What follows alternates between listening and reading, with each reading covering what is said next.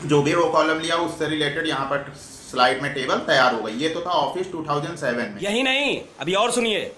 Hello student, स्वागत है आपका फ्यूचर एसयूपी टेक्निकल पावर में। और मैं आज आप लोगों को बताने जा रहा हूँ स्लाइड में टेबल बनाना। पावर पॉइंट की स्लाइड में टेबल कैसे बनाया जाता है ये मैं बताने के लिए आपको लेके चलता हूँ अपने कंप्यूटर के मॉनिटर स्क्रीन पे।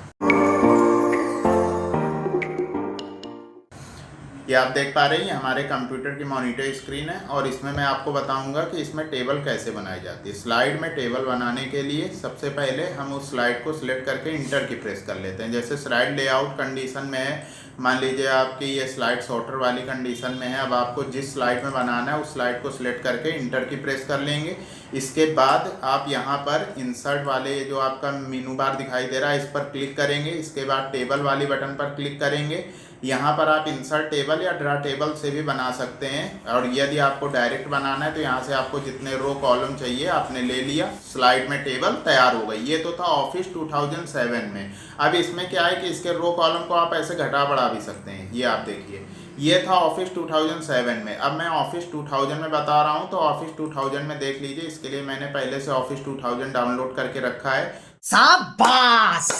सेम वैसे ही उस स्लाइड को सिलेक्ट करके इंटर की प्रेस करते हैं जिस स्लाइड में हमें टेबल बनाना हो। इसके बाद यहाँ इंसर्ट वाले मेनू बार पर जाएंगे, फिर टेबल, यहाँ पर टेबल वाला आपको ये ऑप्शन दिखाई दे रहा है। यहाँ से जितने रो कॉलम आपको चाहिए उतने रो कॉलम ले लेंगे और ओके करेंगे तो सेलेक्ट की गई स्लाइड में टेबल तैयार हो जाती है। यहाँ से इसकी पेंसिल को वापस रख दीजिए। ये एक टूल बार शो हो गया जिस टूल बार से आप कलर वगैरह यहाँ पर देख रहे हैं, कलर वगैरह दिखा रहा है कि आपको जिसमें जो भी कलर करना हो आप यहाँ से कलर को भी चेंज कर सकते हैं। यदि इसके रो कॉलम को घटाना बढ़ाना हो आप इस तरीके से इसके रो कॉलम को घटा बढ़ा सकते हैं। टेबल को यहाँ से आप घटा बढ़ा सकते हैं। इस तरीके से आप टेबल में चेंजिंग कर सकते हैं। यदि टेबल में किसी सेल में आपको रो कॉलम बढ़ाने हैं आप इस तरीके से यहाँ से पेंसिल उठाइए, आप इस तरीके से इसमें रो कॉलम जितने भी आपको बढ़ाने हो आप आराम से इस ड्रा टेबल की मदद से आप उसके रो कॉलम को बढ़ा सकते हैं। जितने भी रो कॉलम आपको जोड़ने हो और आप रो कॉलम को जोड़ सकते हैं। इस तरीके से आप स्लाइड में नॉर्मली टेबल को